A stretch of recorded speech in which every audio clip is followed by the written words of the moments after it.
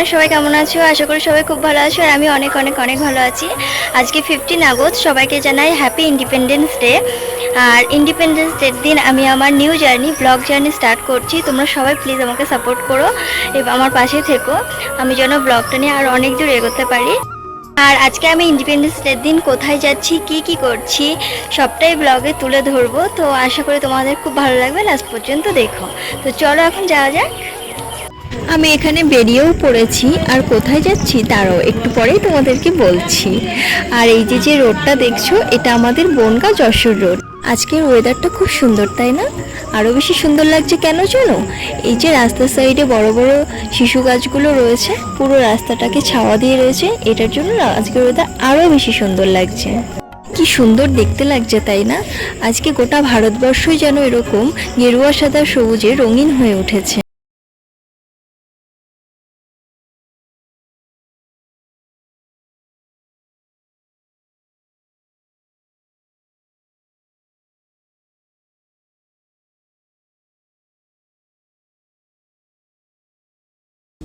ও, তোমাদেরকে তো বলাই হয়নি আমি কোথায় যাচ্ছি। আমি আজকে যাচ্ছি ইন্ডিয়া আর বাংলাদেশের বর্ডার দেখতে।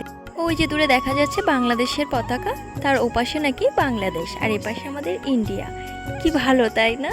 তোমরা জানো, এখানে আসার পর থেকে আমার একদমই ভালো লাগছে না। এই যে বাংলাদেশের যে বর্ডার দেখতে পাচ্ছ, ওখানে একটা সুন্দর গ্যালারি আছে, ওখানে অনেক কিছু দেখার আছে। আর ওখানে গেলে বাংলাদেশটা না অনেকটা কাছের থেকেও দেখা যায়। কেন জানি না এবার পুলিশগুলো আমাদের আটকে দিচ্ছে, যেতেই দিচ্ছে না। জানি যেতে দেবে না, তাও না অনেকবার রিকোয়েস্ট করছিলাম পুলিশগুলোকে, দেখি একটু যেতে দেয় কিনা, বাঙালি তো। ওখানে তো ভাগ্যে নেই, তাই এখানে চলে এলাম। এটাও আমাদের বনগাঁ নীল দর্পণে। কি সুন্দর করে সাজিয়েছে না চারিদিকটা, বেশ সুন্দর লাগছে। যাক, এসে দেখি এখানে এখনো প্রোগ্রাম স্টার্ট হয়নি, এখনই শুরু হবে বলছে। তো চলো দেখি কি কি প্রোগ্রাম হয় এখানে।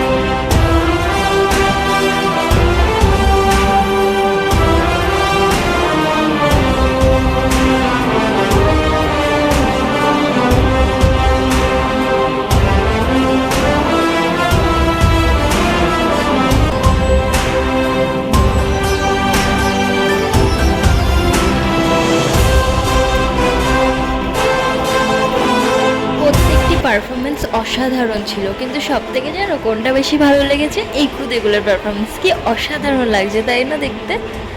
সেই সকাল থেকে একবার এদিক একবার ওদিক অনেক ঘোরাঘুরি হয়েছে, তাহলে এবার একটু বাড়ি যাওয়া যাক। আর বাড়িতে এসে আমি তো এতই ক্লান্ত হয়ে পড়েছি, আমি ঘুমিয়েই পড়েছিলাম। ঘুম থেকে উঠে দেখি অনেক সন্ধ্যাও হয়ে গেছে, সন্ধ্যা কি প্রায় 7টা বেজে গেছে। তো উঠে একটু চা খেয়ে একটু ফ্রেশও হয়ে নিলাম। সকাল সন্ধ্যা চা না হলে তো আমার হয়ই না। আর তোমরা কারা কারা আমার মতো চা প্রেমী আছো কমেন্ট বক্সে কিন্তু অবশ্যই জানাবে। রাত প্রায় 11টা বাজে আর আমি একদম ডিনার কমপ্লিট করে চলে এসেছি। ভিডিওটা তাহলে আজকে এই পর্যন্তই। ভালো লাগলে অবশ্যই একটা লাইক কমেন্ট শেয়ার করে দিও। আর তোমরা যারা ফুল ভিডিওটা দেখেছো তাদের অনেক অনেক অনেক থ্যাংক ইউ। আর আমার চ্যানেলটিকে প্লিজ সবাই একটু সাবস্ক্রাইব করে দিও। তাহলে আজকে এই পর্যন্ত, দেখা হচ্ছে নেক্সট একটি ব্লগে।